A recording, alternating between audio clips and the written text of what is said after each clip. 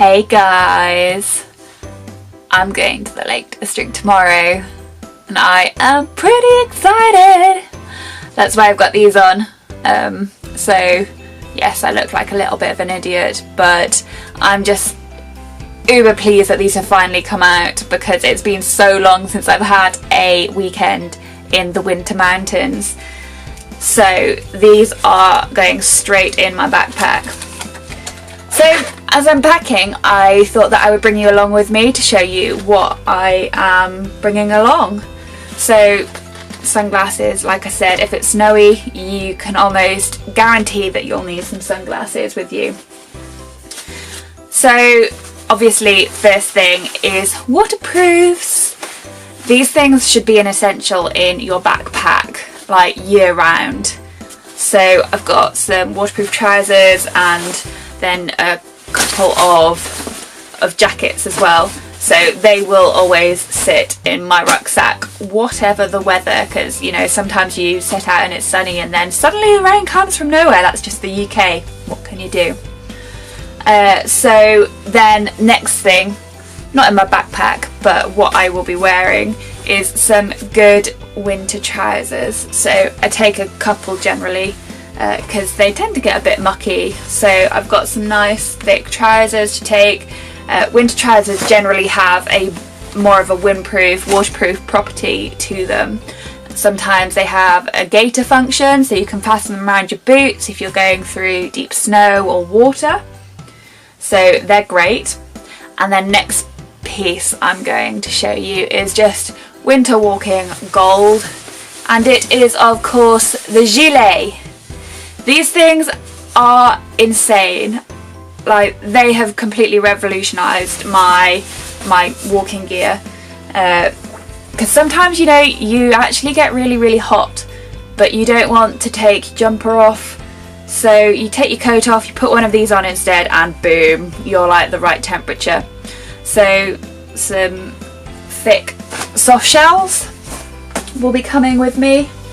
So depending on the weather, you know, if it's really rough, you might even want goggles, just to protect your eyes against the wind and rain and snow, whatever might come your way. You might have noticed these glasses had little pads around the eyes to protect your eyes, so it's not even about how bright it is sometimes. But then again, another staple that should be in your backpack year round are gloves. I usually take 2 or 3 pairs because they get wet really quickly, and wet hands means cold hands, and that just makes you miserable. So, you know, I mean, they weigh nothing, so you should always take extra. Likewise with socks, year round. You know, in summer you get sweaty, in winter you probably have snow down your boots, so just take a spare pair. It doesn't weigh much and it'll make you that much less miserable. So to keep the wind off your neck or around your head, buffs. I've got a thick buff here and a merino wool one here. I've also got an extra hood, because sometimes when you've got millions of layers on, actually your waterproof hood doesn't go up. So to keep wind and rain off your head and out of your ears, something like that is great. Extra wool hat. And base layers, so got a uber light synthetic one here, which is great year round. A thin and a thick wool top. Gaiters, these things are so uncool, I know, but they have saved my skin so many times. They've stopped my feet from getting wet. They have been brilliant. I am totally sold, even though I look like an idiot while I wear them. It's definitely worth investing in a pair of these. Insulated jackets. So this is a new one for me. It's waterproof as well as insulated, and so that's pretty cool. It's always worth having an extra jacket. Down coat. This is, I think, a 600-700 fill one, so it's quite a big one. I've not yet worn it to the mountains, so we'll see. But also thinner ones, down jackets that is, work well under your waterproof. Done it many times. It's just a great extra layer.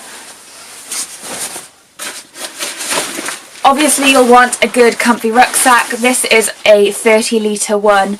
I will probably need a bigger one for winter to fit all of this gear in, and as well as my camera gear, so we'll see. I'll take it anyway. We're travelling up in the car, so we can take it. It's not going to hurt not to. Dry bags, like, just again another golden piece of kit. Just, you don't want wet clothes and extra layers in your bag, so always remember to pack it in there. Like, if you don't have a dry bag, use a bin liner or something. And what am I doing? Obviously shoes. So you really need like decent footwear when you go to the mountains in winter. It is really important. You will save yourself so much pain and probably mountain rescue a trip out if you have got good solid footwear on. So these are a 4-season pair of boots. They might be a little bit hardcore for what we're going to do this weekend, because we have a couple of people who haven't done any winter walking before, so we're not going to be going anywhere too extreme. We'll probably be going up Catbells, because that's a nice little walk out of Keswick, which is where we're staying at the YHA there. And so I'll probably take another option, which are a slightly softer sole, so they've got a little bit of flex on them, but these ones don't have a clip for a crampon, whereas these do. They've got a little ridge here, so I can wear full-on crampons with these and just micro spikes with these. Micro spikes are always worth getting. I need to dig mine out because I don't know where they are. But they just give you that extra little bit of traction, so if you're on an icy path somewhere, they are great. And again, you'll probably need one of these. Be really careful where you go if you don't know how to use one of these, or you're not with people who are experienced enough to be going out into the hills, because these things can save your life. And then, not entirely lastly, I've probably forgotten a few extra items, or I don't have them out to show you, but you should always, wherever you go, have these. Your map and your compass. I am a terror for forgetting my map. I always get it out and then for some reason it never makes it into my bag. But I've got OS maps on my phone. I know you shouldn't rely on that, but it is a last call, and they are great. They really are. The app is wonderful. And I am lucky enough to have really good friends that always remember their map. But even if they remember it, you can never ever have too many, because, you know, a gust of wind might take it over a cliff or something, so it's always worth having as many as you can. And then a map case to stop your map from getting wet, because when it gets wet it smears and you can't read it.